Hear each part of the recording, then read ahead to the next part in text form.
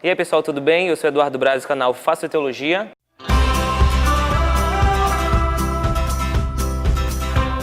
E hoje eu tenho o prazer de receber o pastor Alexandre Mendes e o pastor Sacha. Eu acredito que vocês já conhecem ele porque ele é muito conhecido na Fiel e também ele é pastor da Igreja Batista Maranata. Ele é pastor de jovens e adolescentes. O pastor também trabalha na área de estudos bíblicos e aconselhamento. E mais uma coisa, ele também é escritor. Eu vi que o senhor escreveu foi 1 ou 2 livros? 2. Pastor, é um prazer lhe receber.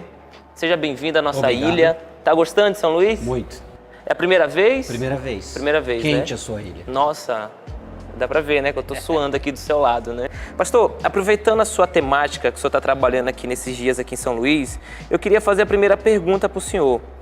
Qual a missão de Deus e o que isso tem a ver conosco? É uma pergunta de quase $1 milhão, né? Qual é a missão de Deus, né? Mas Deus tem um compromisso em demonstrar a sua glória, né?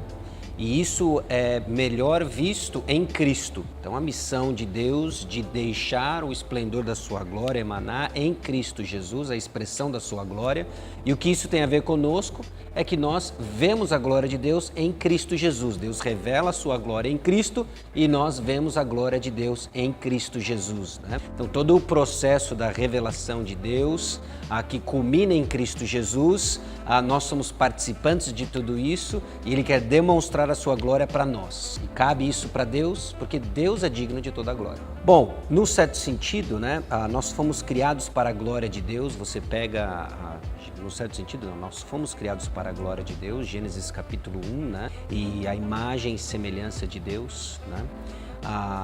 Para sermos representantes visíveis do Deus invisível, né? Nós representaríamos Deus visivelmente na terra, encheríamos a terra com a glória de Deus quando nós tivéssemos filhos à imagem e semelhança de Deus. E esse projeto é distorcido na presença do pecado em Gênesis capítulo 3, quando o homem não quer mais ser representante de Deus, mas ele quer ser como Deus. A proposta da serpente para Eva era ser como Deus.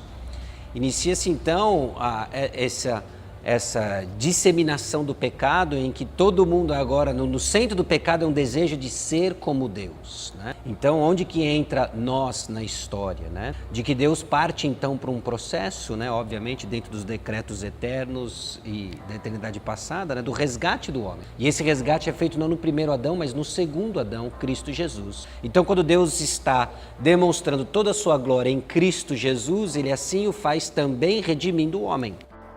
Pastor, uma coisa que eu vejo ontem na sua ministração, você falando que o homem virou tipo como fosse um representante de Deus, que o senhor falou que o Deus invisível agora se manifesta através do homem, igual Cristo, né, foi a representação perfeita desse homem visível, da glória do Deus invisível no homem visível. Então, o homem tem uma responsabilidade, né, nessa missão. E eu queria lhe perguntar como nós podemos viver essa missão. Antes de tudo, nós não vivemos essa missão se não estivermos em Cristo, né? Porque só Cristo ouviu a voz do céu: "Este é meu Filho amado em quem me compraz". O Cristo é quem vê a mim vê o Pai, ele interagindo com os discípulos em João capítulo 14. Hebreus capítulo 1, ele é a expressão exata do seu ser. Então, ser um representante visível do Deus invisível só é possível em Cristo Jesus, né?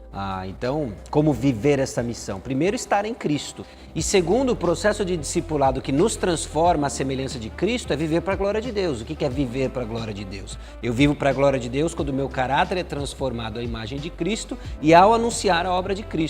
Isso é viver para a glória de Deus. Pastor, amanhã o senhor vai falar sobre a questão de missão, avivamento e missão. E eu queria lhe perguntar, o que avivamento tem a ver com missão? Se nós entendemos missão como o processo em que eu me torno parecido com Cristo e proclamo Cristo, essa extensão do ministério de Cristo na terra, usando a sua igreja, hoje habitada pelo Espírito Santo, né? O avivamento ele tem uma parte fundamental nisso, porque é o momento em que, de uma forma sobrenatural, assim que eu vou definir pelo menos avivamento, né? De uma forma sobrenatural, no agir soberano de Deus, a palavra é ministrada e há uma reação, há uma resposta em massa de arrependimento, né? Arrependimento e transforma-se indivíduos, né, em arrependimento dos seus pecados, eles começam a viver em obediência ao Senhor. Então, o avivamento e missão, eles estão ligados a partir do momento em que o avivamento é essa manifestação sobrenatural, num curto espaço de tempo, em que se nota o agir do Senhor,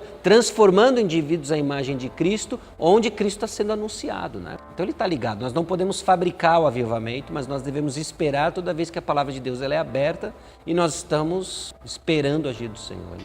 Pastor, o senhor é pastor de jovens há quantos anos? Eu trabalho com jovens já há bastante tempo, acho que mais de 15 anos. Com toda a sua experiência trabalhando com jovens, qual seria alguns conselhos que o senhor daria a jovens evangélicos que estão assistindo esse vídeo? Conheça Cristo, né? Nós estamos falando de Deus em nós e nós no mundo, todo esse mediador, esse representante perfeito é Cristo Jesus, né? Nós poderíamos falar muito para a juventude de hoje, né? A questão da falta de masculinidade bíblica, responsabilidade, maturidade, compromisso, e tudo isso se resume à figura de Cristo. Então conheça Cristo. Se você der um duplo clique nesta afirmação, você vai ter inúmeros tópicos, né, que você deve buscar essa comunhão com Cristo Jesus, né? Um jovem santo é um jovem útil, né? Então, se você vai ser alguém útil no reino de Deus, você está criando responsabilidades, é porque você está conhecendo Cristo. É um prazer lhe conhecer pessoalmente. Eu já acompanho o seu ministério de longe, mas eu acompanho, né, porque hoje a internet aproxima as coisas, né? E eu louvo a Deus pela sua vida, por tudo que Deus tem lhe usado na sua igreja, onde o senhor tem ministrado, onde o senhor tem dado aula. E eu queria dizer que eu acredito que não vai ser só a primeira vez que o senhor vai vir aqui, viu? E que desde ontem nós estamos sendo muito edificados através da sua vida. E que Deus abençoe seu ministério e lhe agradeço muito por Você também, a participação, viu? Okay, e até obrigado. a próxima. Até.